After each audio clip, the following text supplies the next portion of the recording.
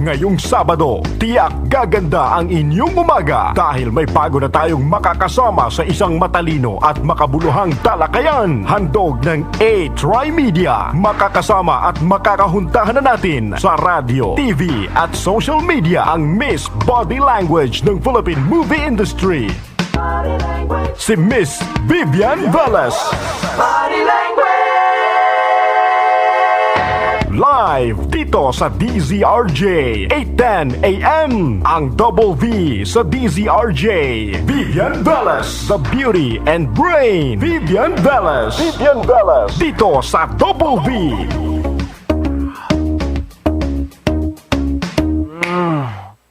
Hey, good morning. It's Saturday morning again.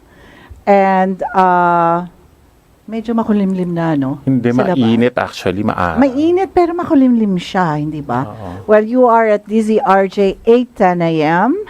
Ang himpilan ng bawat Pilipino, A-Tri-Media. Yes. Okay, Peter. Of course, Yes. ang aking co-anchor. Yes, magandang umaga po sa inyong lahat. Welcome to A-Tri Media sa show namin na Double V here on DZRJ 810 AM on your AM dial. Ayan, nagkakalituhan Hindi ka tayo. naman puyat kagabi, no? Hindi naman. Yung Actually, nakatulog ako. Yung ating guest today, actually medyo puyat sila. Sila yung mga puyat. Magkakasama kami last night actually. Nag-party kayo. It's a Thanksgiving party para kay Sec General Roy Simatu, yung bagong nailagay sa DNR. So, we had a Thanksgiving. Kasama natin ang mga Republic Defenders, no? So, Okay. So, yan. Pero, so I was Ano asking... yung Republic Defenders, Bibs? Sige, explain natin yung kay Sige. Carlo. And actually, it is a group of, parang, it's a coalition of different groups, no? From, P. Duterte Corps, which is a federalism group. And then Okay. also, meron tayong mga ALDA, meron din tayong mga, basta different groups. Anyway, we will talk about that soon. May, mag-invite tayo one of those members or officers ng Republic Defenders. Anyway, papakilala ko na siya. He is a writer, contributor siya ng resurgent.ph. It's an online, parang it's a newspaper. Uso ngayon yan, di ba? So, Carlo De Leon. Yes, good Hi, morning. Carlo. Good morning, Carlo. Morning. Carlo, is this your first time sa radio? Not really. Not really? Yeah. Oo. I've been a guest Many times. not many times. siguro ngayon lang siya nag-guest ng ganito kaaga. Oo. That's for sure. Okay. Sige, mag-usap pa. Ano yun natin? Pasalamatan muna natin siguro yung ating mga friends. Ano? Oo. Bago lahat kasi last week na medyo nakalimutan natin. I want to thank Clarence Limi and Dermatology Center. That's in second floor Mila Holdings Building, 28 Jupiter, Makati. And makikita nyo meron, ano ito? Okay. Ito yung peak away nila. This is, they're the only one that has this. So, it's really good for yung mga scars, pigmentations, and tattoo, actually. Okay. Oo. It's really one of the best treatments talaga. Okay. Favorite ko to eh. That's why, talaga nilagay ko dito, sabi ko kay Dr. Joan, Dr. Joan, pahiram ng ano mo. Standee. Standee and ano. Oo. Kasi, it's really one of the best treatment talaga na try ko. Okay. Yan. Ako naman, I would like to thank my sponsor, ang Sherwin Skin and Body Center. Diyan naman siya sa Hillcrest Condominium sa E. Rodriguez Senior Avenue. Maganda din ang mga services niya. Kaya tayo flawless eh. Di ba? Ayan o, kita nyo. Well, I want to say hi also to Sandy. She's she's in the studio. Hi, Sandy. And I would like to say hi to my friend, si Ayesha Estrella. Hi, Ayesha, na nanonood siya sa atin ngayon. Yes, and also Richard Merck. Hi, Richard. Oh, yan. At saka yung mga nakikinig sa atin sa iba't ibang parte ng Pilipinas. Hello po sa inyong lahat. Pag-aaralan po namin ni Vivian ang mga dialects natin. Yes. Oo, kagaya ng sa Bisaya, maayong adlaw sa inyong tanan. Sa Ilocano, Yan. may bangal daw, kada kayo amin. Yeah. Okay. And ingat-ingat po dyan sa mga nagda-drive, ha? Mhm. Oo. So, ngayon, marami tayong pag-uusapan, Peter. That's why I asked Carlo to join us today, no, to talk about actually what happened last week lang, di ba, Carlo? We were Ronald Cardema was here last week, and andun siya dun sa Calamard Forum when dun sa UP. Si Ronald, no, 'di ba? Hindi nga sila pinapasok Hindi sila doon. pinapasok. Okay, so anyway, let's talk about it more. Okay. Kung now, siguro para maintindihan muna ng mga nakikinig sa atin. Parang I wanna describe first the characters that are involved. Di ba? Yung mga characters na ito, no? Kasi si Agnes Calamard is the special rapporteur on extrajudicial summary or arbitrary executions at the Office of the United Nations High Commissioner for Human Rights. So this is the OHCHR. Okay, so siya yung special rapporteur. Alright, so ngayon... Ang rapporteur po, yan po yung nagre-report sa UN. Yes. Na mga kaganapan kung saan sila ina-assign. I think she's not the only one, ano? Di ba, Carlo? Ilan sila? There's about, I think, There's several of them. several of them. I think about 50 plus. Kasi iba-ibang mga cases din na hinahandle niya mga rapporteur, di ba? Yes, okay. And then, she was last year, I think it started last year when they were saying that they want to investigate yata yung war on drugs ni President Duterte, di ba? So that came about last year. Tapos hindi yata, there was an invitation, of course. You have to be invited by the host country, di ba, to come in and investigate.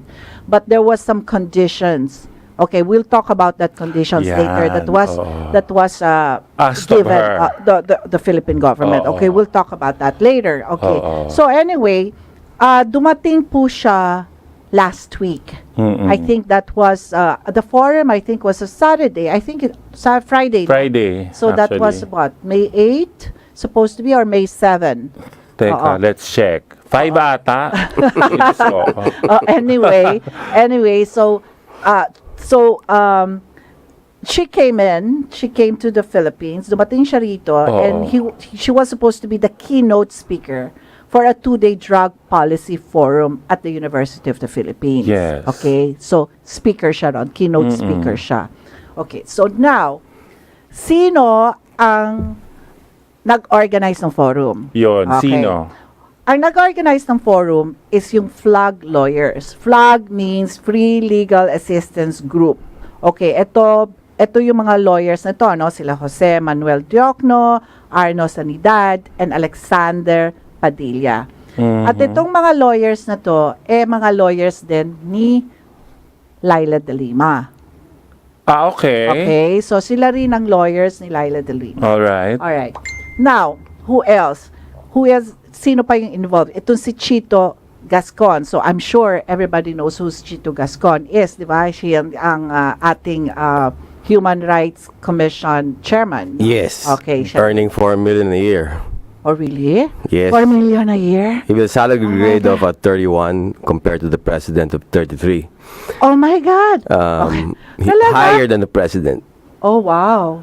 Oh, teka. I read it in Manila Times, Bobby Tiglau's article. Really? Yeah. Pero ito. Bakit ganun kalaki ang sweldo ng commissioner? Oy, teka, mamaya questionin natin yan, kung bakit sige. gano'n, no? Oh, well, Chito Gascon, who appointed Chito Gascon? Yan sana yung tatanong ko eh.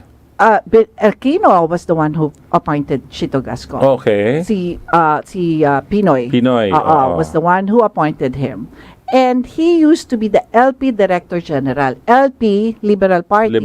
Which is the opposition party. No? Yeah. So, yun ang Chito Gascon na tumatalaga ngayon as chairman ng Human Rights. Okay. So, on that premise, na in-invite netong mga organizers na ito ng FLAG at nila Chito Gascon, si Calamard, 'di ba?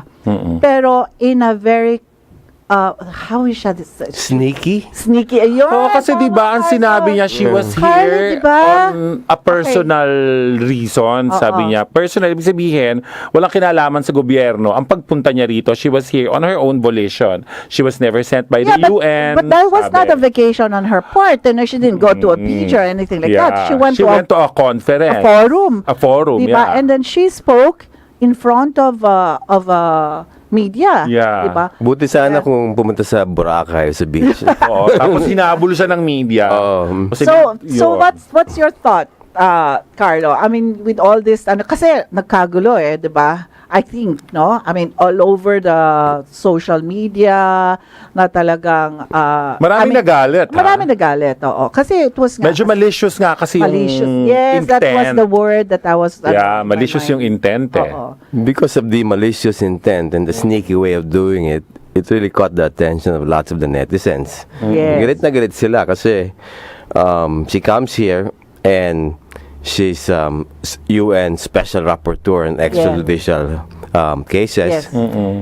And then suddenly makes pronouncements like the war on drugs in the Philippines Yeah. is bad or not good. Oo. So, teka muna. Di ba? May good war ba? Teka muna. Human rights expert. Yeah. Yes. Where does she derive her authority to say that she's an expert on war? Yeah. Okay. I mean, a war on drugs. Okay, you're a human rights Specialist, supposedly. specialist. Oo. So, suddenly, she becomes an expert on war. Uh-huh. So, that alone, sira na. Oo. Because it doesn't address her reason for being. Yes. Na she's supposed to report on atrocities or to verify human rights. First of all, she hasn't conducted a special investigation, independent investigation yet.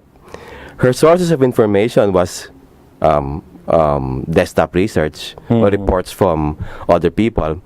An independent investigation means investigating on your own. Yeah. Without any external extraneous variables Yes. that will influence your outcome. So that alone medyo hindi maganda yung impact sa Filipinos. And then also meron ako nakitang article because she was even saying that may yung dun sa part ng speech niya kasi sabi niya dun sa speech niya, in April 2016 the General Assembly of the world's government recognized explicitly that the war on drugs does not work. Okay, hindi, yun ang sinabi niya, nasa speech niya yun diba? Recorded yun. Okay, so War on ang drugs feel- does not work. okay, so, Yes, that's the that is does not work. Yeah. Okay. But when you Google it, dun sa April 2016 na sinasabi niyang General Assembly, di ba? Mag-google mo naman lahat yun hindi ba? Because it's all recorded. Yeah. Walang sinabi about war on drugs, yung word na war on drugs, and it doesn't work. Yeah. Walang ganun. So, she was lying. Di ba? Talaga nagsisinungaling siya. Oo. Or at the very least, that's her personal opinion. interpretation. Yeah, but she quoted that nung April 26 daw, yung General Assembly, with that General Assembly, they recognized that the war on drugs does not work. So that alone, talagang kumbaga, meron tainted na, di ba? Is she high? Hindi, kasi Saring. parang feeling ko lang, parang nagago niya yung mga Pilipino na para bang, tayo, we'll just take her word for it, yeah. everything that she says. Yeah. I mean, para bang, wala ba tayong internet para mag-research? Pwede naman natin checkin, di ba? No, but probably she's undermining the intelligence and understanding of the people that people will just take her word for it kasi she's a person of authority. Okay. Yes. Kasi maganda pakinggan yung posisyon niya sa UN It's United Nations. Ganda ng pakinggan. UN Rapporteur. Special rapporteur. Rapporteur is only a French word for reporter. Reporter. Okay.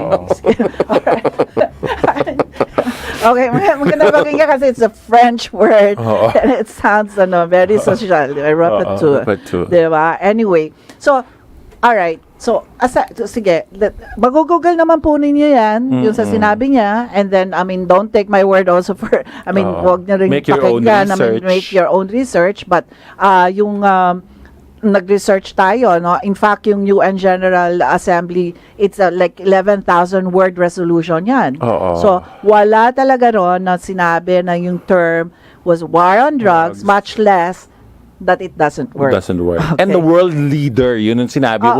World leaders agree, sabi niya. Okay. Diba? So let's talk about the conditions muna. Kasi syempre sasabihin, kasi naman bakit naman hindi siya in-invite, 'di ba?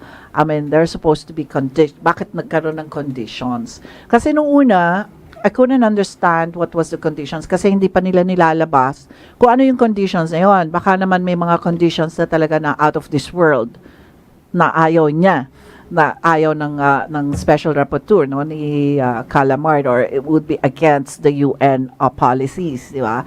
So, yung mga conditions ito, yung one condition is Calamard must have a public debate with President Rodrigo Duterte before the media.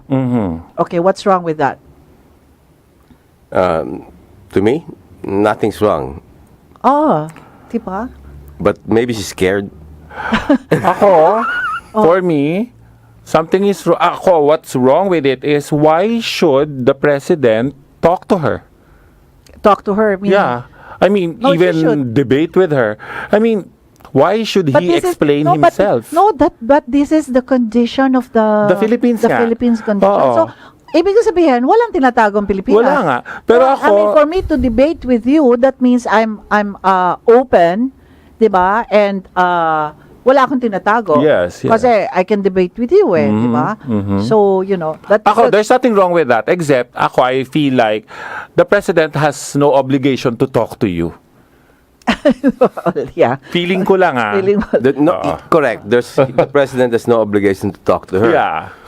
But But he might have Something to say to her. yes, Yeah. in case she finds out something wrong with her findings. Yeah. Hindi kasi because I think but why these conditions were put out kasi parang ang feeling ko lang kasi na parang nakita na kasi natin na may bias na because she was saying things already even before coming to the Philippines na nagbibigay na siya ng mga pahiwatig. Saka mga nagbibigay interviews. Oo, ng Ang mga dami niya interviews. niya. So medyo bias na as siguro probably we're already napapraning na rin tayo dahil alam naman natin na talaga because of this mainstream media and all of this reports and na talagang pag-uusapan din natin yung real numbers later on kasi yan yung nag-umpisa di ba ang lahat And then, what else are the conditions? the other one is Duterte is allowed to ask her questions. Oh, what's wrong with that? Yeah, there's nothing wrong with that. So she didn't agree to this condition. Oh, yes. No, she did not. So, number 3, she has to take an oath. Oath of what? that she's telling the The truth. truth. Because when you take an oath, diba, you have to tell the truth but nothing but the truth. Diba? Oh, if you're telling the truth, ako nagsasabi ako ng totoo, tara, game. Yes, Sa diba? tell me where. Diba? Di lang yun, lie detector pa eh. Oo. Oo. Diba? Carlo, diba? Oo. Oh. So, those are the conditions. Okay. Hindi pumayag doon si Agnes Calamar. Akala ko naman yung mga conditions, si Papa-hairdo siya, kaya ayaw niya. Papa-shampoo siya. Papa-shampoo, papa-makeup. A different hairstyle. Kung ganyan naman, ano masama sa mga kondisyon? Yun na nga, because if you want the truth to come out, di ba? Ang sa akin, I see. Kasi, this is the best conditions that you can get. yeah. Kasi kung talagang, teka, di ba? I can have, my God, the president here and have a debate with With him. Oh my gosh, di ba? I'll take it. I mean, It's an opportunity. yes, di Yeah. ba? Parang yun ang sa akin, di Kasi ba? opportunity mo yon kung talagang maliwanag ang findings mo, opportunity mo yun para ipahiya siya Oo. in front of the world, di ba? Siguro yun yung reason, ayaw niyang papahiya. Siya. si Special Because UN Rapporteur.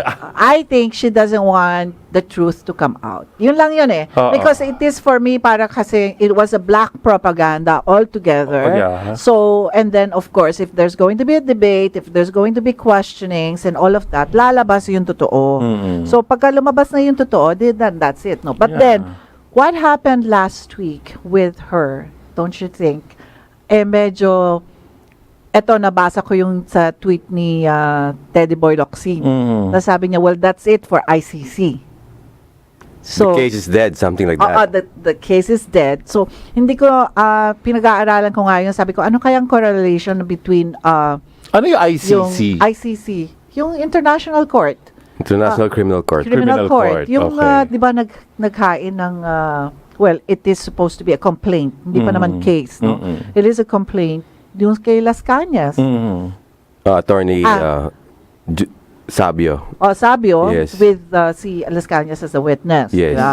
So, parang yun ang sinasabi nila because she said a statement. Ano yung statement niya about the shabu daw?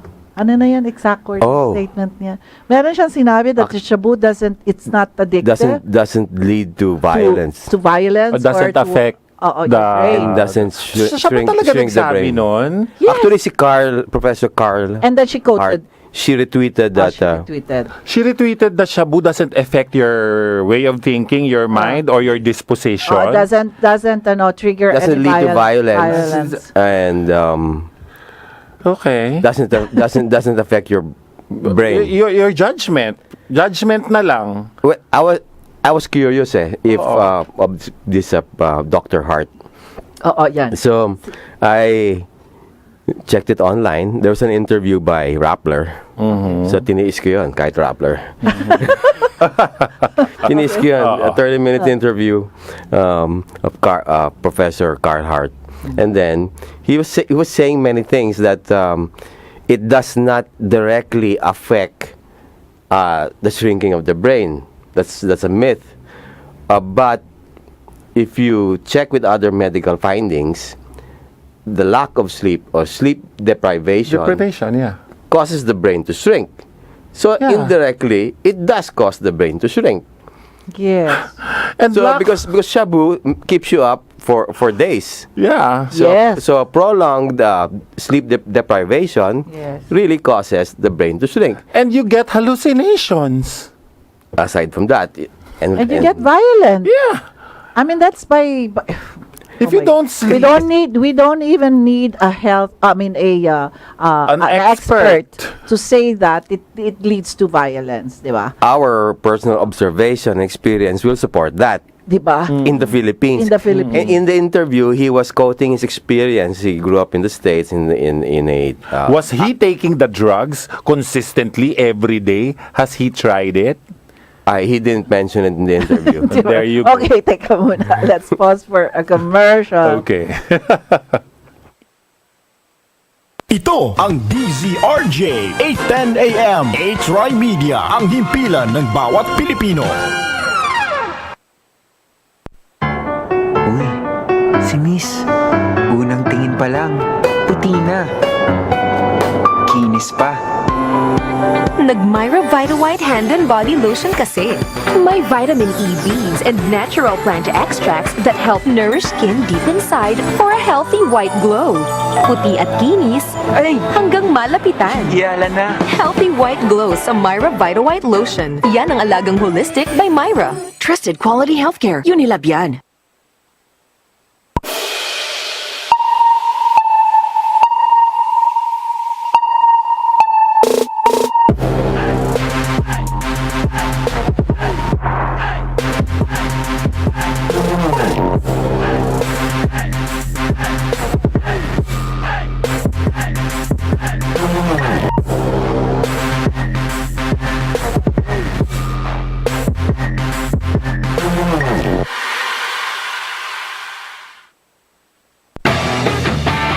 Programang para sa mga makabagong bayani ng bansa. Nagbibigay impormasyon tungkol sa mga OFW sa buong mundo. Atin silang kilalanin dito sa Radio OFW. Kasama sina Hana Senieres at Gemma Gumamela. Makikipagtalakayan sa ating mga kababayang OFW tuwing Lunes hanggang Biyernes mula alas 9 hanggang alas 10:30 ng gabi. Radio OFW dito sa DZRJ 810 AM. Hatid sa inyo ng A-Try Media, ang himpilan ng bawat Pilipino. Makinig, makikanta at makijam kasama ang nag-iisang Percy Lapid. Muling balikan ang mga masasayang kanta kasama ang iba't ibang mga musikero na maghahatid sa inyo ng mga magagandang tugtugan at awitan na siguradong kukumpleto sa inyong gabi sa Live Jamming with Percy Lapid tuwing Linggo alas 11 ng gabi dito lang sa DZRJ 810 AM. A-Try Media, ang himpilan ng bawat Pilipino. Media Pro Incorporated.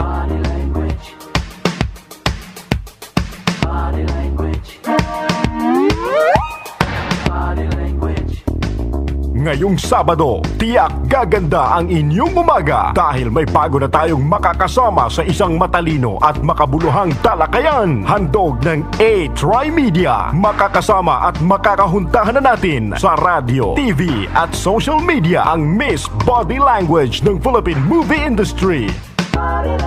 Si Miss Vivian Velez. Live dito sa DZRJ 810 AM. Ang Double V sa DZRJ.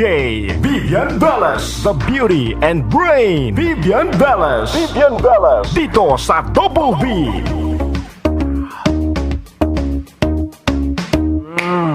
Alright, it's 7:02 in the morning. Nandito po kayo Breakfast sa DZRJ 810 AM. Yes, that's right. Habang nakikinig sa amin.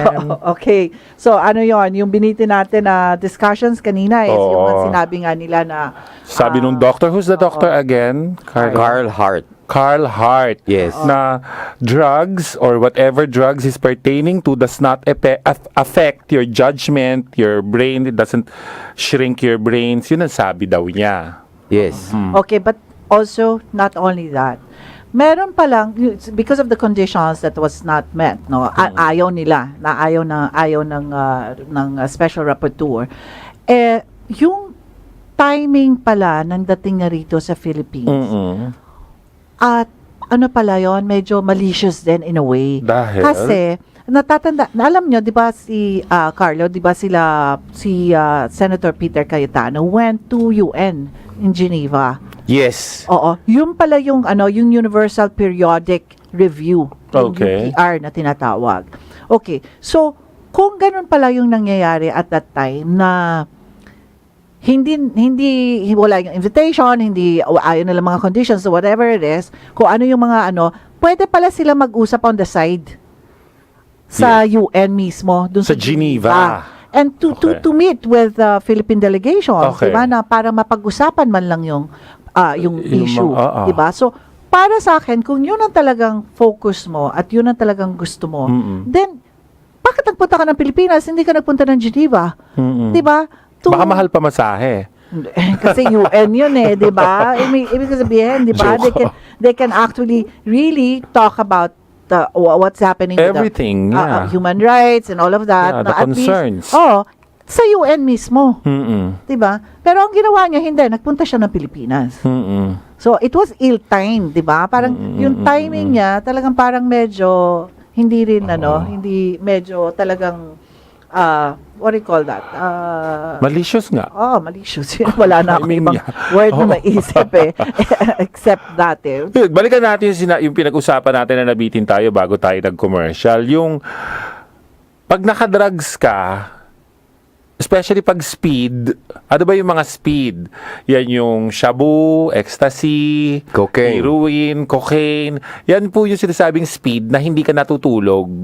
Heroin yata is opiate, so May tulog yun. May tulog factor. So, downer ba yun? Kasi alam ko yung downer, yan naman yung mga sleeping pills, yan yung mga marijuana, Benzodiazepams, mga prescription drugs. prescription drugs, so You have painkillers. We have the anti-anxiety.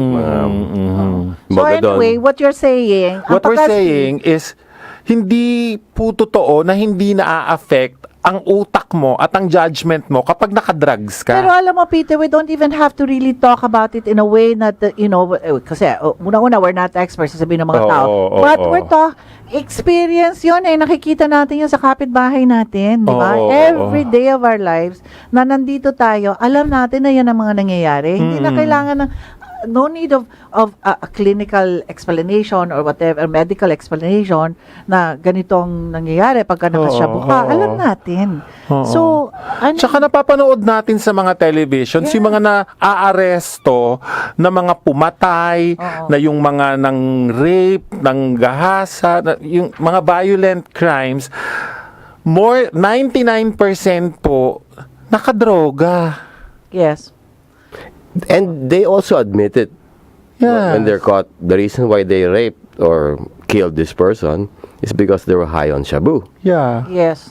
Heinous crime, di ba? Heinous Kumbaga, crime. ang dami na talagang. So, you really have to question yung motives and sincerity niya as a special rapporteur, UN special rapporteur. Oo, Kasi, oo. I mean, kung ganyan naman ang magiging UN special rapporteur mo, tapos meron ng biased, kagad, Oo, opinion, oo. so ano mangyayari dun sa investigation? Hindi ba? Bakit Okay. biased ang opinion niya kaya? Well, that one we are questioning her, 'di ba? Syempre. Oo. I mean, pero alam naman na natin. Kaya alam na natin na at least alam mo, sometimes I see it that this war on drugs is really kumbaga, I mean, the good side of things talagang medyo napapagbigyan tayo sa taas Oo. Kasi parang feeling ko katulad niyan, then she was exposed. 'Di ba? All of a sudden, 'di ba? Parang Ikaw, Carlo, anong masasabi mo Na-expose siya tungkol sa kagad. kanya? Well, Frankly, no holds barred tayo dito No sa holds barred. Double V.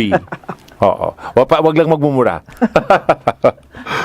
she was very insincere. yeah. And coupled by the fact that she's not very good looking, Oh my God, Carlo, she was slaughtered in social media. Oh, yeah.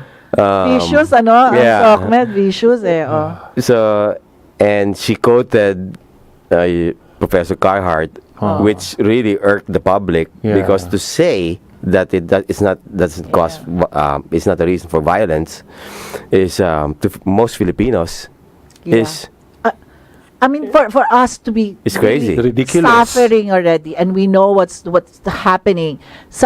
Hindi lang naman po kasi naman sa mga, yun nga ang sinasabi ko, if you are talking about human rights, okay, whose human rights are you talking about? Are you talking about the human rights of the victim of this, drugs, this illegal drugs? Hindi ba kasi there's two-sided. There's victims and there's somebody who's, criminally really doing this because of Yeah. that. Di ba? Yeah. So ngayon, whose human rights are you talking about? Who are you protecting? Di ba? I guess what they're talking about sa human rights, yung mga nabasa ko, ang sinasabi nila, yung mga pinatay, what they say is extrajudicial killings, yung mga pinatay, hindi na-protect ang kanilang karapatan. They were never given the chance to regain whatever they've lost. Kumbaga, yung karapatan nila para bigyan ng second chance was not practiced. So, na-violate ang human rights nila. Kasi, according to them, pinapatay sila ni Duterte lahat. Ganon. Di ba yun ang sinasabi? yun ang sinasabi. That is the alleged, and we'll talk about that. Okay, we'll talk about the numbers, but I just want to say hi to our friend si Rocky Gonzalez. Hello, to Romel Peña, and of course to RD Relly. Kumusta? Nako, gising ka na Dami, rin sa ha? umaga. Alauna ka na umuwi kagabi, Oo. Relly, and then of course si Si Cesar Cesar. Jim Lokis from Tawi-Tawi. Kaibigan natin yan. Oo. Hi Cesar, and then of course yung mga taga Tawi-Tawi kasi we're simulcast also to Mindanao, sa Mindanao, and then Palawan Okay, also. yeah. And then also, hi to Jane from Doha. We're getting a lot of, actually, mga overseas. Yeah, Canada. UK, I see them all the UK. time. And then Hong Kong, yung mga taga Hong Kong, nako, nandyan Hi, po ni hao, Hong Kong. nandun si, si Presidente Duterte, di ba? Ano ba siya? Yes. My friend just transferred there. Oh, okay, si Dito. John Meglife. And then, of course, si Serafin Pua. Okay, Seth, yung ano yan, Lily's Peanut Butter. Siya? Teka, nasa- Favorite ko yun, pahingi. Oo, dapat Chef kailangan meron kaming Oo. boxes ng ditong Lily's Peanut Butter. Kainin namin dito, ganyan, no? Of course, si Francis Santos, and then Nestor Pontesilia, Dubai. Of course, oh my God, si Rodolfo si Rosie Samson. Samson, yung ating writer din dati, pero ngayon nasa Shuttle USA Nasa na Seattle, siya. USA Oo. na. Okay. And then si Winnie Archivido Archivido of ng Canada. Canada. And hello ho sa inyong lahat. Oo, Okay. hello guys. Again, Ayesha. Alright. Okay. So, let's talk about the numbers. Okay? Kasi, I mean, ito yung mga sinasabi kasi nila that the worst, di ba, sabi nga nila, Carlo, may surge daw. Parang nung umupo na raw as Peter was saying kanina, na nung umupo daw si Presidente Duterte, nagkaroon ng surge into human rights violation. No?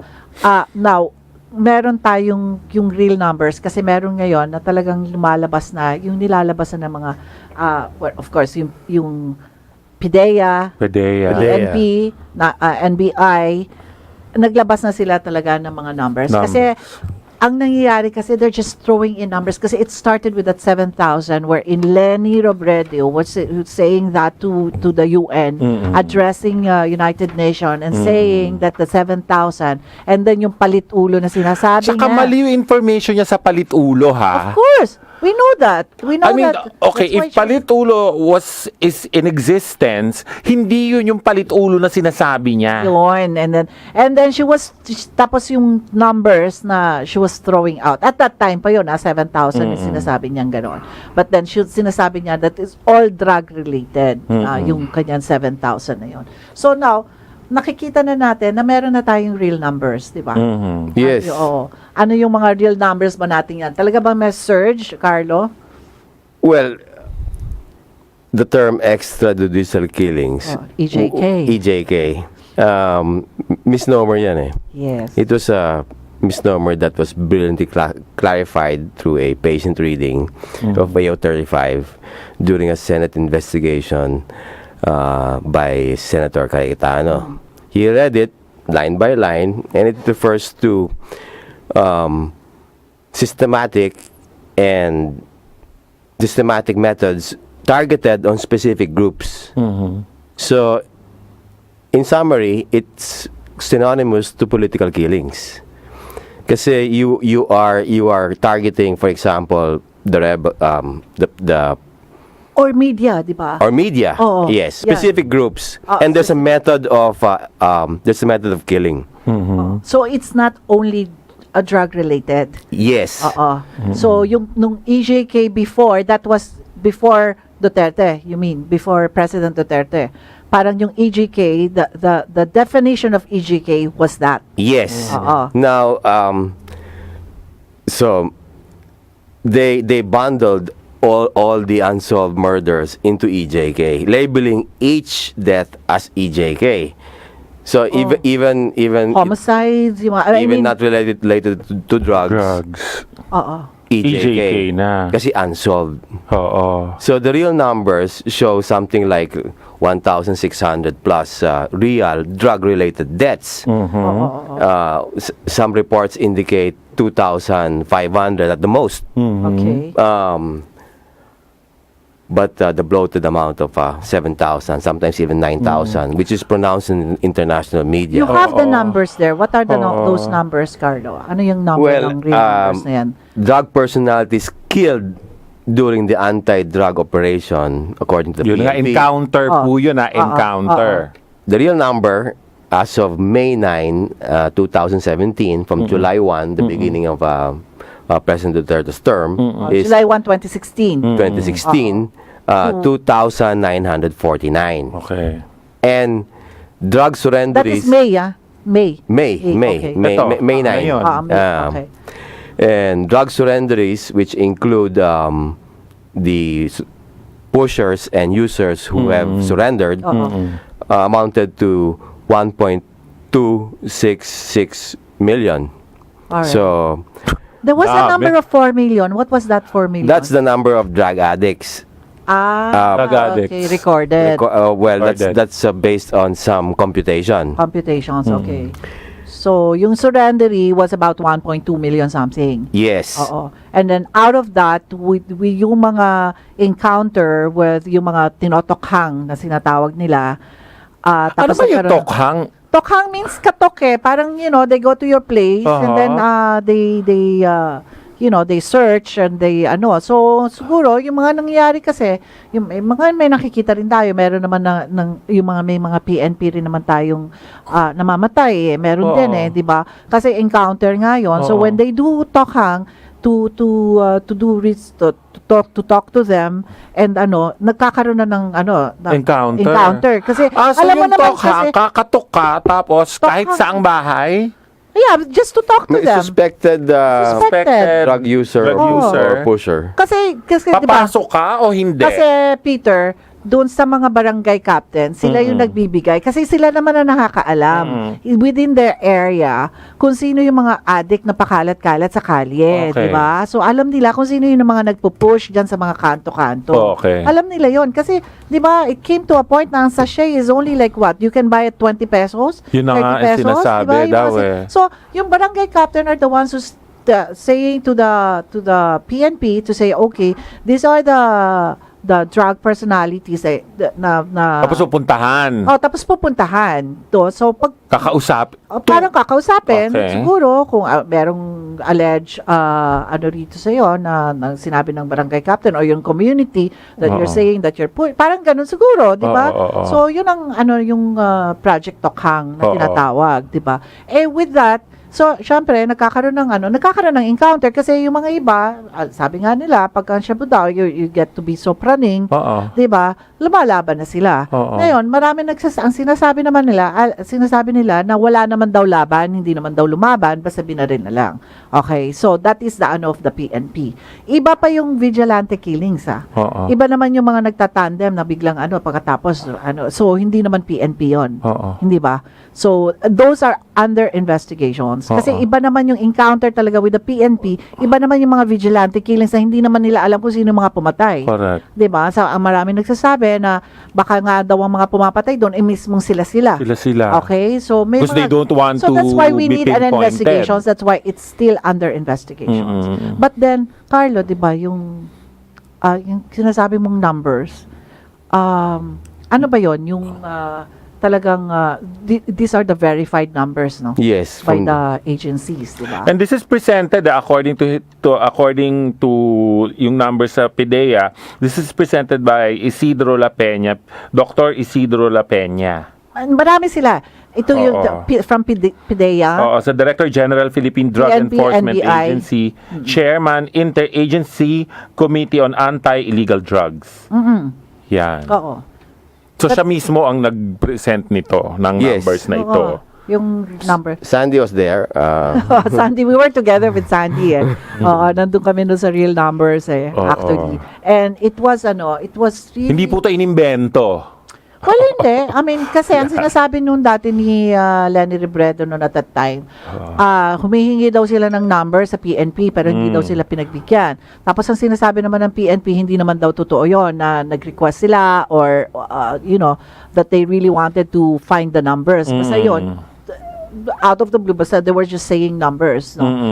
To verify if those numbers are true or not, hindi nila bine-verify. Basta sinabi nga, as Carla was saying, na kahit na lang siguro. Each death na unsolved, EJK na daw yun. Oo, di ba? But then, let me go back a little bit dun sa UN. In fact, yung EJK na yan, it was not the first time that we were, ang tawag dito na may issue sa atin against the Philippines when it comes to sa EJK. Nangyari na pala yan twice na doon sa Universal Periodic Review, no? 2008 and 2012. Mhm. So Ano-ano yun? the time ni Pinoy, It we was were- already a problem. it was already a problem. Okay? So But hindi natin pinapansin yung time na yun eh. hindi pinapansin because wala naman kasi Ano talaga ano ba yung mga nagpa-black ano yung mga propaganda. incident na yun kasi we just talked about time ni Pinoy. Ano yung EJK na nangyari nung time na yon? Well, si Carlo nga yung sinasabi niya, the EJK before was Yung, Drug related din ba yon o hindi? Hindi. not necessarily. It's, for example, media personalities na Oo. pinatay tapos it remains unsolved. or the farmers. Yung the farmer. Diba? That's- Sa Hacienda Luisita, hindi ba? Oh, those are included. Massacre. Business disputes Okay. among business partners. Nangyayari ako for me yung EJK nangyari din. Yung time ni Cory Aquino, yung Menjola Massacre. Yung time ni Gloria Macapagal Arroyo, yung nangyari sa Maguindanao ba yon?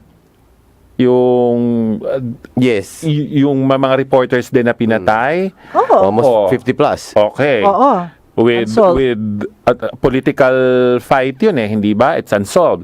Yung Hacienda Luisita Massacre, the farmers So were those killed. are included in the EJK. Okay, Okay, oo. those were included. And Bakit so, hindi na ba pag-usapan ng Human Rights Commission on Human Rights? Hindi, well, Actually, that's- i-clarify natin yung term extrajudicial. Judicial killing, Without please. without the Without prejudice. Okay. without the use outside of the judicial Judicial. system. Yes, yes. So all deaths na hindi walang death penalty is lumped into that. Yeah, because it's Out of court eh. When you, it's out of court. So when you say extrajudicial, then that's out of court. Ngayon, pagka Wala naman sinabi tayong death hindi, pero penalty pagka kasi. sinabi mong judicial killing, di ibig sabihin na may death penalty. Oo. Wala naman tayong death penalty. Wala tayong Kaya death naman penalty. over eh. Kaya extrajudicial, di ba? It should Yeah. be unsolved crimes or simple murder. Kasi nung araw, riding in tandem lang tawag dyan eh. Yes, yes. We used to see that almost every day. Riding in tandem killed them. Yes. And then suddenly now it's converted to EJK. EJK. And the opposition, the Duterte detractors, were very successful in equating President Duterte with EJK. Oo. That's right. That's Kasi what- nga, ang sinasabi kasi ng mga tao sa social media, and even some people who are close to me said, Duterte said, kill them. Pero sa speech daw mismo sinabi ni Duterte yon. Yes, I remember there was a speech made by our president who said that if you have an encounter with them and your life it gets to be in danger, protect yourself. Di ba yun ba ang sinabi niya, Carlo? Kasi Yeah. yun ang narinig ko Oh. Yes, Oo. because it's more important to defend your life. To defend your life, especially if you're an authority. Yes. Arresting these alleged or suspected criminals. Di ba? Yeah. It is your duty to self-defense. To You know what's defend yourself. troublesome Yeah. about all of this is because ang sinasabi kasi nila, it's parang yung human rights kasi parang pinepedal na in a way that parang human rights, di ba? Parang nagiging ano na siya nagiging political Oo. in a way, pinupolitika nila ang human rights, which should not be, hindi ba? Parang nangyayari just because. I wanted my rights to be protected. Oo, pero ang nangyayari kasi, it gets tainted because of this. Because of their politicizing everything na yung about EJK and human rights. I mean, let's do, why don't we really get into the investigations and find out? Yeah. Di ba?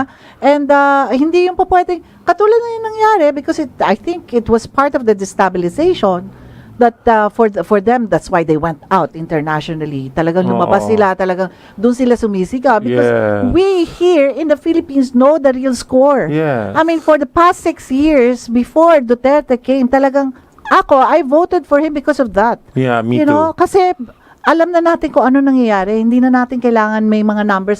Alam na natin kapitbahay lang natin sa mga schools, sa mga ano. Alam na Yeah. natin that is what's happening. And I remember a friend was saying to me, alam mo, para kay ganito ako kaya lang, pag naririnig ko talaga si Mayor Duterte pa at that time, and he wants to really solve the illegal drugs problem, talagang gusto ko na siya Kasi, you know, no matter what she was saying, no matter what he was, kasi pala mo yung ating presidente, di ba? So, yung mga President naman kasi. Oo. So, anyway, parang ganon, di ba? I mean, so, yun ang inaano ko sa kanila na kung bakit alam naman natin, alam nila nung 2000, yung nga, as I was saying, 2008 and 2012, may EJK na. And we were asked to explain at that time. Pero yun, at that time, yun nga, yung mga, is mga basic sector, yung mga ating farmers, yung mga ganyan, di ba? Yung may mga media na mga namamatay. So, it's not all. Kasama yun. Actually, wala nga halos drug-related yata dun eh. Oo. Kasi wala naman ako nakikita noon at that time na talagang nagkakaroon ng mga massive, And before, the war on drugs was never raised as much as it is being raised right now. Ako kasi yung sinasabing, kasi narinig ko si Calamard sa isang interview, I think binanggit ko yun, Vivian, nung guest natin sila Rocky, na sinabi ko na, why would you want the war on drugs to stop? Kasi yun ang sinabi niya doon sa interview eh. Sabi niya, I just want that the war on drugs should stop. Doon ako and what is the solution? Diba? You wala want naman siya to sinabi. stop something, anong solusyon? Di naman sinabing, oo. Wala naman sila maibigay ng Hindi man solusyon. lang niya sinabing stop war on drugs and pray. Wala man lang ganong kasunod. Hinto na lang. solusyon. Hinto lang daw. Di ba? Yung, my God, it's a perennial problem ng bansa. Isa siya sa pinakamalaking problema ng bansa. Tapos, you want us to stop war on it. Tapos, what do you want us to do? Diba, Carlo? What do you want us to do? Kasi nga, para sa atin, I mean, if you're really talking about defense of human dignity ng isang tao or human rights, hindi ba you're supposed to be the one to stop all this outrage dun sa everyday na nangyayari, di ba, at that time. Pero wala eh. Kaya nga halatang-halata na it's political. So, anyway, do you want to say anything more about this? My view is, since they can't find anything significantly wrong with the Duterte administration, the only glaring issue is the accusations against extrajudicial killings. Yes. Yun ang ginamit. Oo, yun. Walang corruption. Kasi wala siyang sabit sa corruption. Walang sabit sa ineffective government. Yes. Walang accusations against laziness. He's very hardworking. Oo. So, tinira na lang sa Extrajudicial killing. because of his what is in the media. Kasi, how can you surgically do yung ating problema dyan sa ating illegal drugs na yan? Ibig sabihin, can you really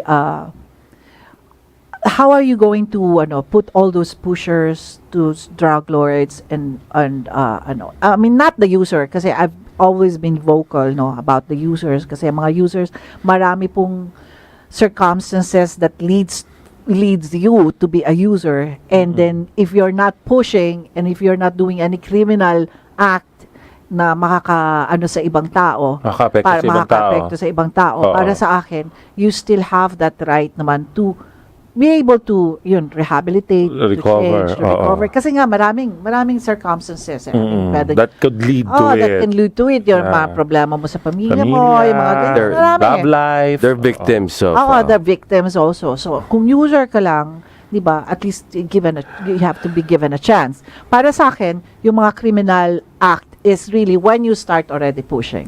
Okay, teka, hold your breath. Commercial break. Commercial. Okay, go. Ito ang DZRJ 810 AM H-Rai Media, ang himpilan ng bawat Pilipino. Uy, si Miss. Unang tingin pa lang, puti na. Kinis pa. Nag-Myra Vita White Hand and Body Lotion kasi.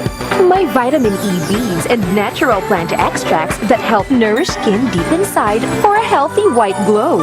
Puti at kinis, Ay! hanggang malapitan. Yala na. Healthy white glow sa Myra Vita White Lotion. Yan ang alagang holistic by Myra. Trusted quality healthcare. Unilab yan.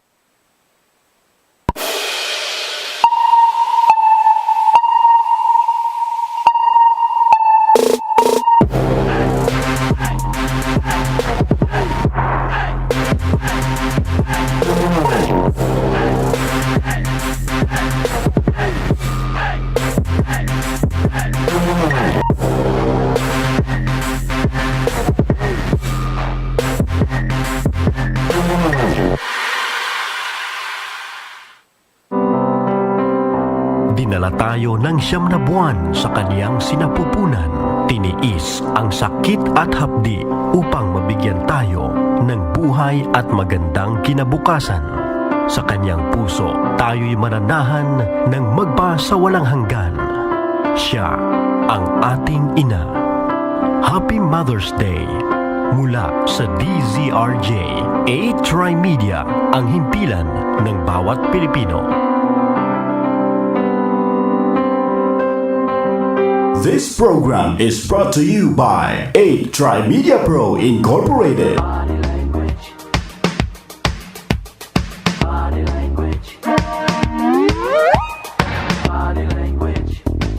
Ngayong Sabado, tiyak gaganda ang inyong umaga dahil may bago na tayong makakasama sa isang matalino at makabuluhang talakayan. Handog ng A-Tri-Media. Makakasama at makakahuntahan na natin sa radio, TV at social media ang Miss Body Language ng Philippine movie industry. Si Miss Vivian Velez. Live dito sa DZRJ 8:10 AM. Ang Double V sa DZRJ. Vivian Velez, the beauty and brain. Vivian Velez. Vivian Velez. Dito sa Double V.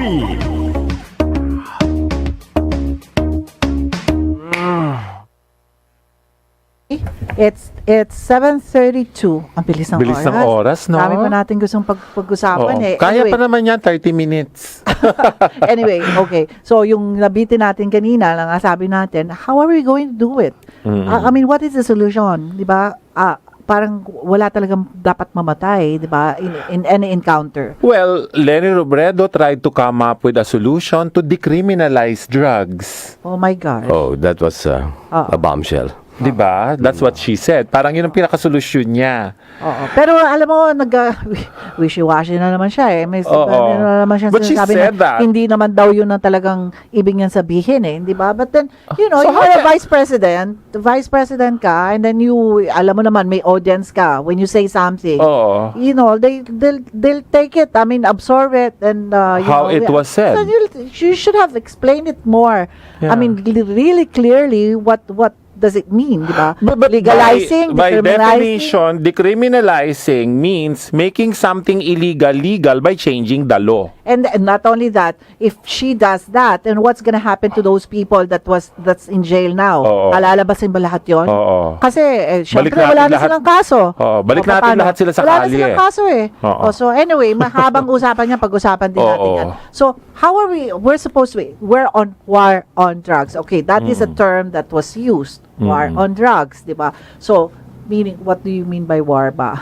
Si Carlo. Gera War. yan, di ba? Gera. War on drugs. Oh, okay. Or war against drugs. Or against drugs. Kasi war on drugs, medyo, it's not really that perfect. That Yes. you can't create war on a concept. It's like war on poverty. You can't declare war on poverty. You must declare war on something else. So the more appropriate term should be war against drugs. Oh, Oo. yes. War against Actually. drugs. Yes. You say fighting a concept is hard. So, okay. So, gera yan, war. Against drugs. Okay. Against not against on. okay. Against drugs.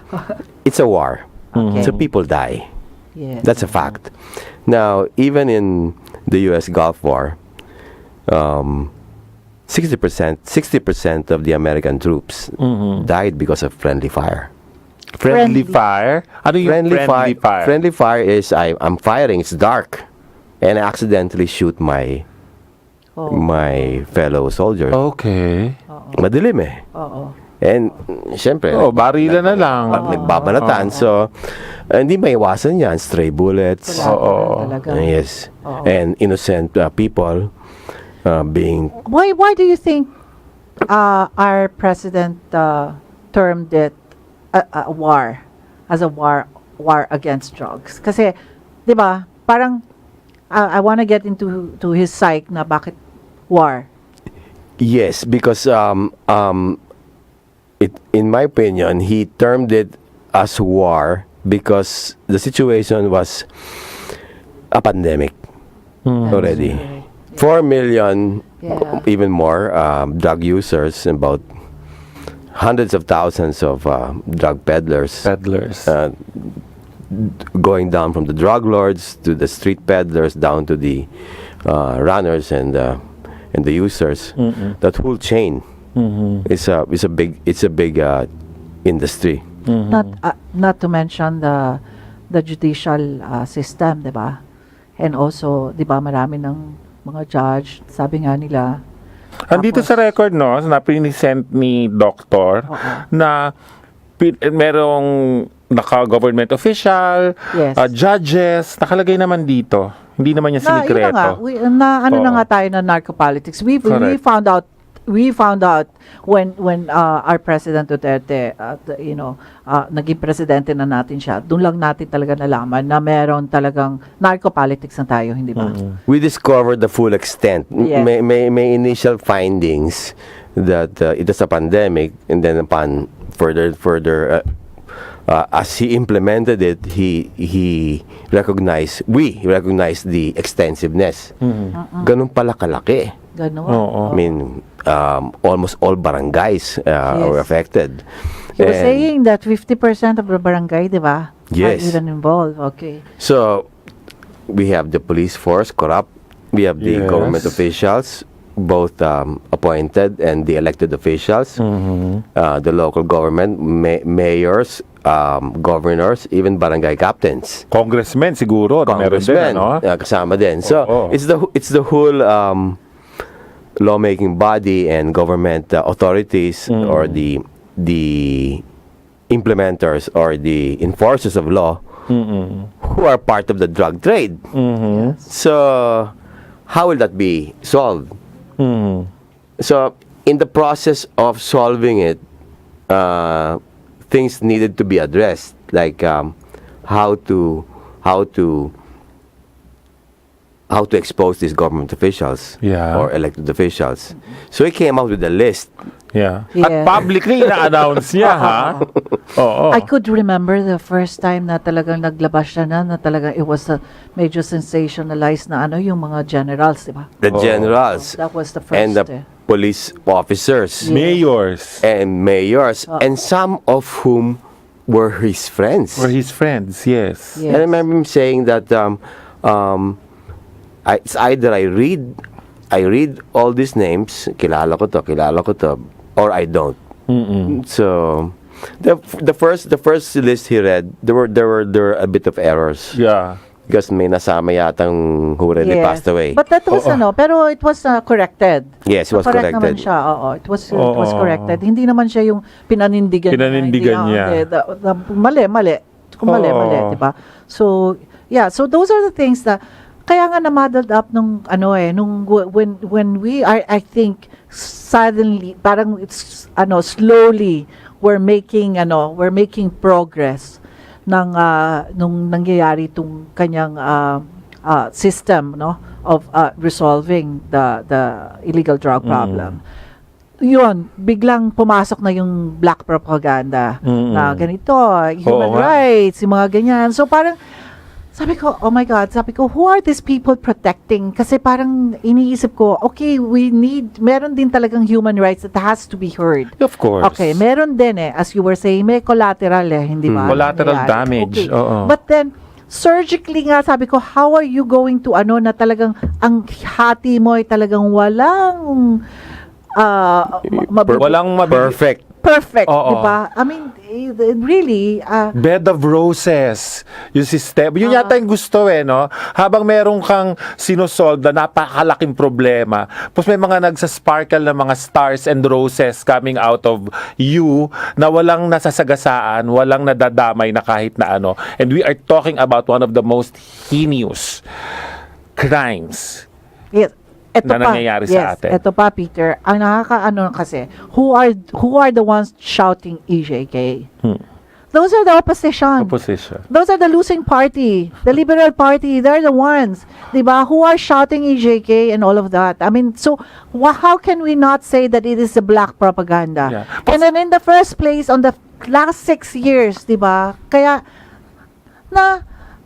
ano naman natin to di ba? Minana na lang natin ito. Actually. Itong problemang to, minana na lang natin. So, ibig ko sabihin, come on, di ba? Parang, wala kayong ginawa for the past 6 years hanggang dumating na tayo rito sa puntong ito na ganito na tayo, narco-politics na tayo. And then when somebody like President Duterte is doing something about it, and then bigla kayong, hindi pwede yan. Why? Bakit hindi pwede? Di ba? Ito, tanungin natin ng taong bayan, ano? Ako, tanong ko to sa taong bayan. Gusto nyo bang marisolba ang problema sa droga o hindi? Oo at hindi lang, walang, oo pero kasi. Walang gano'n, oo at hindi lang. Yun lang. But I think naman, Carlo, di ba?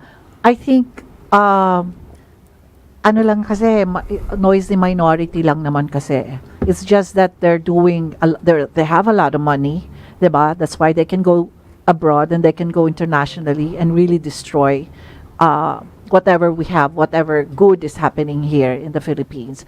So, may pera kasi dyan. Siyempre, ang droga, may pera po. Malaking pera po yan. So, wala nang negosyo di ba? You were saying nga kanina, nagkukwento ka nga kanina, Peter, di ba? Parang, I mean, maririnig mo naman kasi within your circle naman talaga, merong mga gumagamit di ba? So, maririnig mo kung ano yung mga sinasabi nila, Yes. yung kwento nila. Like, Parang sinasabi nila, mahirap na raw kumuha ng droga. mahirap na, parang, nagmahala na. Nagmahala na, parang ganyan. Kasi nga, since umupo daw si Duterte, nagkaroon na ng shortage ng supply. So, bumaba ang supply, tumaas ang presyuhan. Law of supply and demand. Oo, law of supply and demand. Ganun yun eh. So, mapipilitan ka, hindi ka na gumamit. Pero, ako, ang maayos na nakita ko dyan, sabi ko nga, our president created a scare to these people who've been shock value. Shock value na matagal na naghahari-harian sa mundo ng droga, sa mundo ng illegal na droga. Matagal na sila naghahari-harian, matagal na silang nakikinabang para sa buhay, na masira ang buhay ng ibang tao sa ginagawa nila. Ngayon that President Duterte is really raised war against it, nagkatarantahan, paano ngayon? Diba? Ayaw nyo ba yun? Bakit? What's your thoughts on that, Carlo? The people like the war on drugs or against drugs. They konti lang ang kilala ko na or against it. But the opposition, they're using this as a baton, babatuta, you know. I was thinking the other day, do they really care? Before, kasi marami na napapatay na drug pushers sa users during the police encounters. Pero bakit suddenly they're making it? Talagang politika lang. I asked my friend, do you really care? So why don't you help them, the families of the drug victims? Shut up. So do you even know their names? Yeah. So insincere. Kung talagang wow, kawawa naman yung mga victims of EJK. Napuntahan ko yung pamilya. Kakaroon ng advocacy towards that end. Nako, you're giving them an idea. Hindi, ni-raise na yan. Actually, may nag-raise na yan, Vivian, sa social media people that I am connected to. There is Even the church was was there questioned. is now an organization who would help the families of the extrajudicial killing victims. Bakit doon wala silang numbers? Hindi ko alam, no? Tapos, somebody even said na pangalanan na yung victims ng extrajudicial killing para wala na silang lusot. Sabi.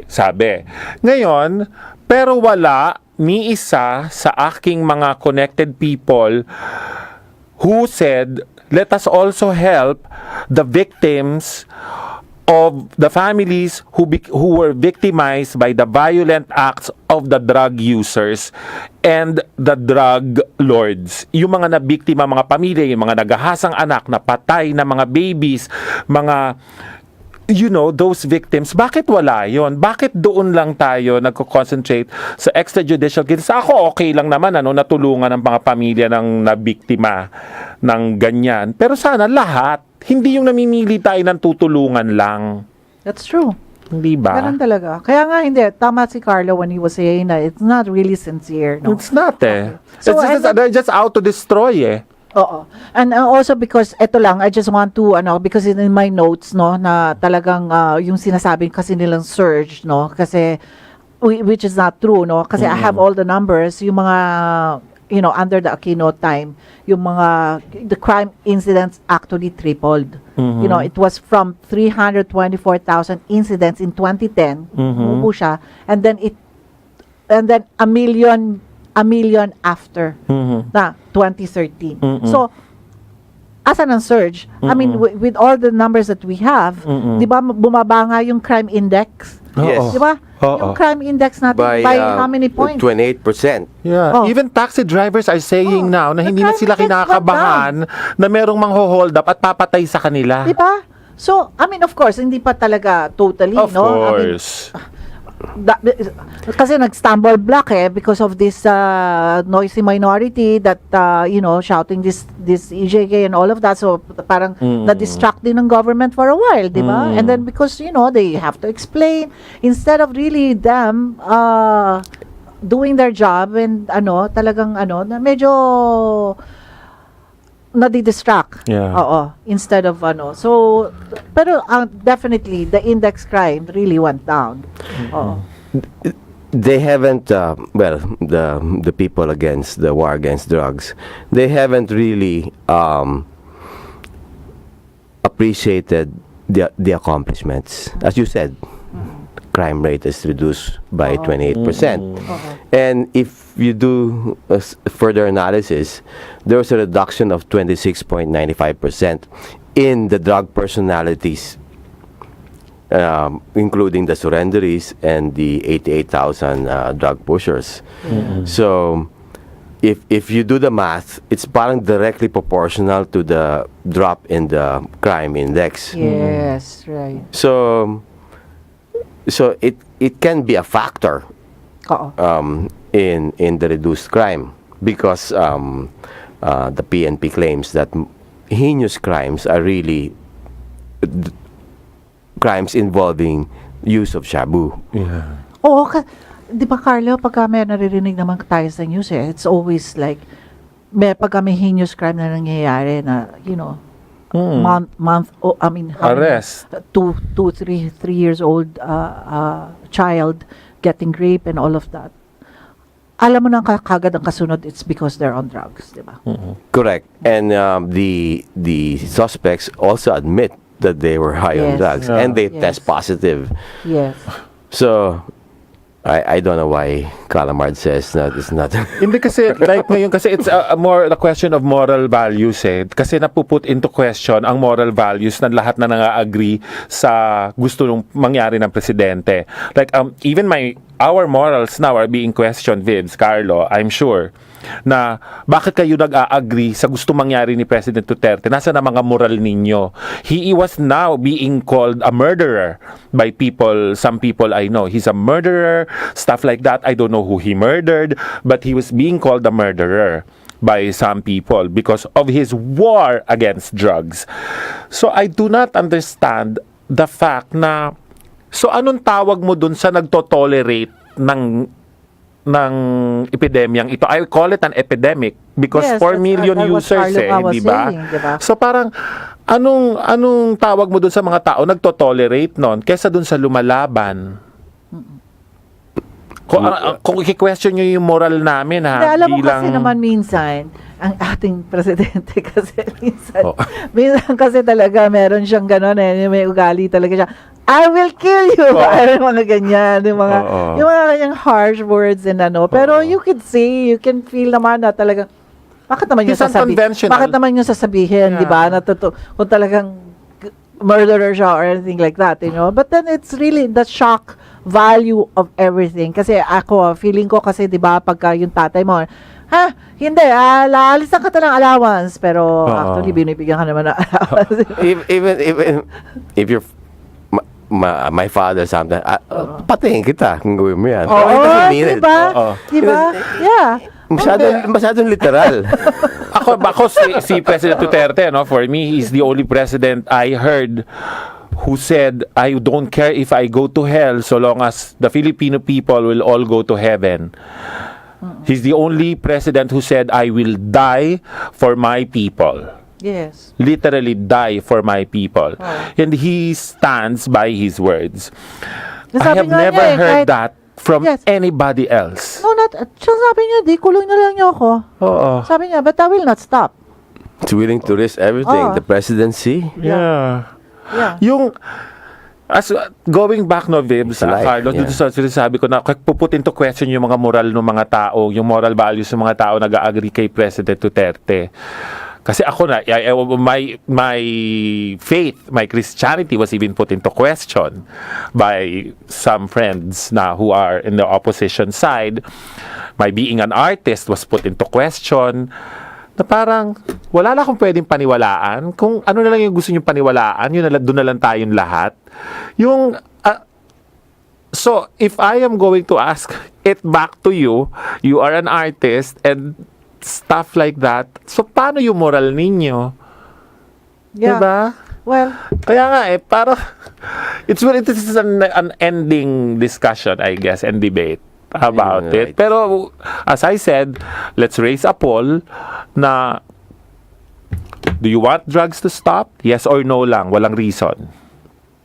Yes, we want drugs to stop. I think the majority of the Filipinos want drugs Yes. to stop. Except those who are earning from it. yeah, true. No, It's totoo. close to 400 billion pesos a year. It's Nasa one of the big, trillion na nga daw ang drug money now, Vibs. It's on the numbers. Look at that. I mean, okay, but we know for a fact. I mean, let me ask you, hindi ba? Do you think under Duterte administration, life will be better? Yun lang naman ang question doon hindi ba? I mean, at the end of the day, ang question natin dyan is, do you see a light at the end of the tunnel na ibig sabihin na doon tayo pupunta? Hindi ba? Parang, with all the, ayun, hindi natin napag-usapan sa, I wanted to go nga sana sa mga achievements and Let's talk about it next week, Oo, Vibs. di ba? Kasi mahaba-haba rin yun Oo. dahil yung mga achievements niya, yung mga nangyayari. Hindi naman niya na media yung mga achievements niya, and he doesn't really make noise of it. Because people tend to, kasi nga yung mga nangyayari, even tayo sa SOCMED, minsan, sometimes I'm also like, gano'n Pagka meron ako nilalabas ng argument about what's happening, negative, and Yeah. all of that. I mean, you get a lot of likes, comments, ganyan, because you want to participate, di ba? Oo. Pero when you talk about, pagka maglalabas ako ng mga post na, I mean, there's this kind of, yung build. They're going to do this, they're going to do that. And then, marami na nabigyan ng lupa yung mga farmers natin dyan sa may... Libre ng irrigation. libre, mga ganyan, hindi ba? Oo. Konti lang yung mga likes. Parang, okay. Siguro parang, hindi, alam na namin yan. Parang ganun, no argument. Parang siguro, maybe it's like that. Parang, wala na tayo. walang traction masyado yung positive. Oo, walang balita ang Wala, mga positibong nangyayari sa gobyerno ngayon. Kaya yung mga ibang ng- mga title nila ito talagang si Duterte, nakakainis. Talagang, siya, talagang na Duterte ka, parang ganun. Oo. Yung pala, ibig sabihin nun, in the end, magaganda pala yung mga kasi Magaganda, they will start with a negative headline Yeah. para lang mabasa mo. Tawag doon clickbait. Clickbait. Hindi talaga hindi talaga. And then never naman talaga I think with the president ever na brinag niya lahat na achievements niya.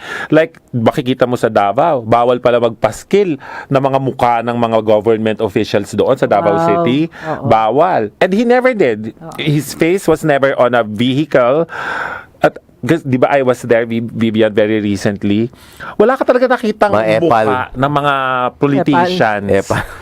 Wala talaga. That's what they call it, Tapos yung which is I think is good because why would you brag something that we elected you for you to do? Not only that, it's our money. It's our money. You get our money. Di ba? You get from our money. We actually pay you to do your job.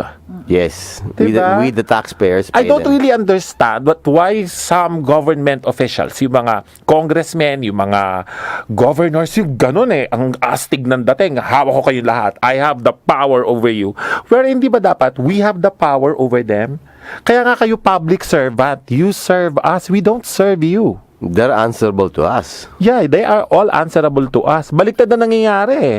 Hawak sa ilong ng mga ibang government officials sa mga citizens eh. Kaya ano, ang dami-daming mga regions natin na mahihirap, hindi address na mga problema because the government, the officials we elect are all corrupt. Eto, maganda to eh. Kasi mapapag-usapan natin in a few weeks, siguro the coming few weeks eh, yung paglabas ni Napoles eh, di ba? Oo. Yan ang pinag-uusapan natin yung mga politicians, Oo. yung mga Ay, nako, si PDAF Napoles. na fundings and all. Eh, medyo magkakagulo rin yan sa Congress kasi maraming involved. Yan, si And, Duterte ang sinisisi sa paglabas niya, ha? Sa Ay, totoo okay. lang. Ako, okay sa akin yun. Kung talagang magiging state witness siya para lang maituro niya lahat, hindi ba? Para sa akin, she was the least. Pero hindi nila tinitingnan yung idea na ang kaso sa kanya was Hindi nila- illegal alam detention, mo- hindi ba? Yes, that's Illegal right. detention. Oo, Bakit talaga naman hindi siya illegal detention kinasuhan? Bakit hindi siya kinasuhan? No, dapat ikinaso sa kanya noon pa. Kanino ba siyang administrasyon na huli, di ba? Kay Aquino? Oo. O bakit hindi siya kinasuhan doon agad-agad nung kaso na dapat isinampa sa kanya? Bakit ang isinampa lang Kasi- that illegal detention na nung pinag-aralan sa korte, ebidensya, walang illegal detention, di lalabas siya ngayon. Kasi she was silenced. Yung nga yung sinasabi nyo nga yung Kasi- chismis din talaga, Yeah. di ba? Kasi Oo. illegal detention is non-bailable. Oo. Parang she's- kidnap yun Siyempre nga naman, kung nandun siya sa kulungan, hindi ka pwedeng umispuke. Oo. Kumbaga, Oo. hindi ka pwede kasi nandiyan ka sa kulungan. Kaya kinulong eh. Hindi ba? Kasi para hindi makapagsalita eh. Ngayon, di ba? Kailangan magsalita siya. Pagsalitain natin, Oo. di ba? Pakinggan natin siya. Bakit pinipigilan natin? Bakit hindi, Oo. kung isa laban sa 200, ilan ba sila? Isa Dami. laban sa 100 plus. Okay, pucha, doon na ako sa 100. Pakawalan mo na yung isang bakit yan, daw di ba? nung yung sa expose na napakaraming pangalan na binigay ni Napoles nung araw, bakit daw si Enrile, si Ejercito at si Revilla lang daw Ang naikulong. ang kinulong? Oo. Oo nga naman. Teka muna, kailan ba nahuli si Napoles? Oh, di ba? I mean, balancing lang yan eh. Maski rin siguro sa weighing scale eh, di ba? Isa laban dito sa napakarami. Oo. Doon na ako sa marami, di ba? Correct, O, sige, umano ka na dyan. Oo. Umanta-kanta ka Well, na I dyan. think she should be protected. I will survive. Now, human rights people, practice your words. Protektahan nyo si Anyway. Napoles dahil marami siyang exposes. Or parting words na tayo. Yes. Nako, can we have you all the time here, di ba, Carlo? Oo. Okay, so, parting words tayo. Puyat yan, ha? Thank you, Carlo. Ha? Alam namin puyat ka. Oo, salamat. Oo. Okay, ang tawag ko dyan sa mga... I wrote an article about it. Yeah, ang ganda ng mga articles niya eh. You should, yung Resurgent Dutch PH. And I call it human rights for hire, which got a lot of attention because I call them human rights for hire because some of them are just paid hacks, the media and all this. Yeah. So they're being paid to advocate human rights for the wrong reasons. Yes. So Yeah. and this is inadvertently affecting the positive efforts on the war against drugs. And as Vivian said, it's distracting us from doing good. Aside from seeing the real numbers, number of surrenderies, number of pushers who were arrested, number of cases filed, number of drug operations that were made from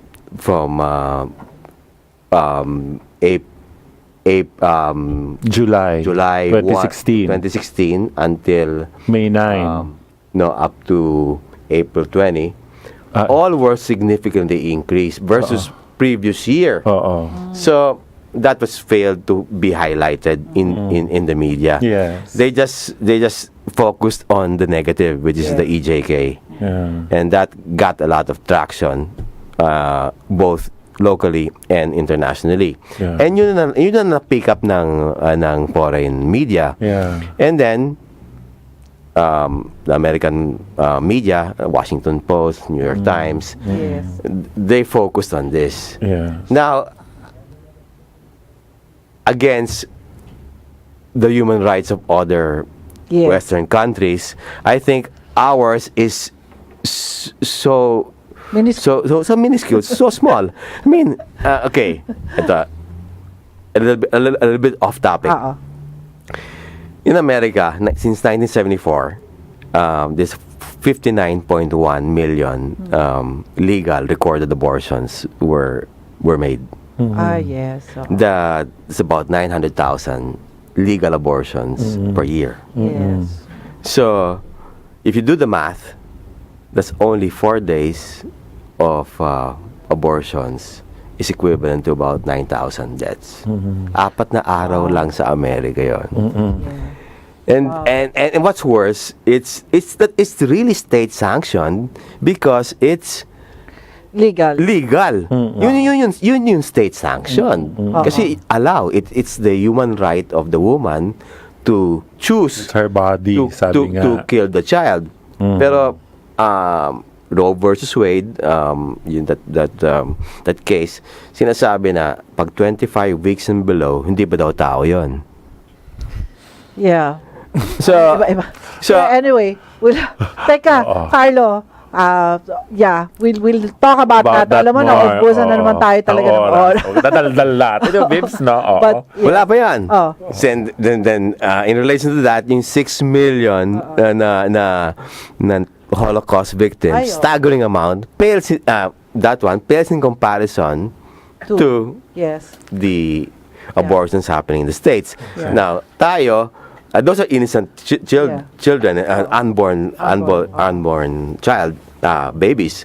So, unlike the alleged EJK, which are suspected criminals. So, medyo may hindi balanse. Hindi balanse yung...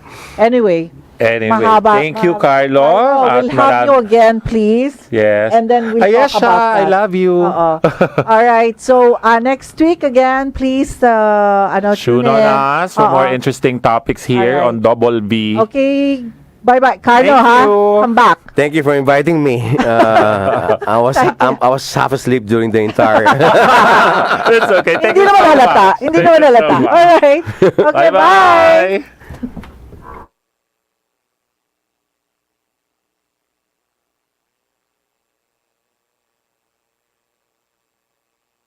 Media ang himpilan ng bawat Pilipino.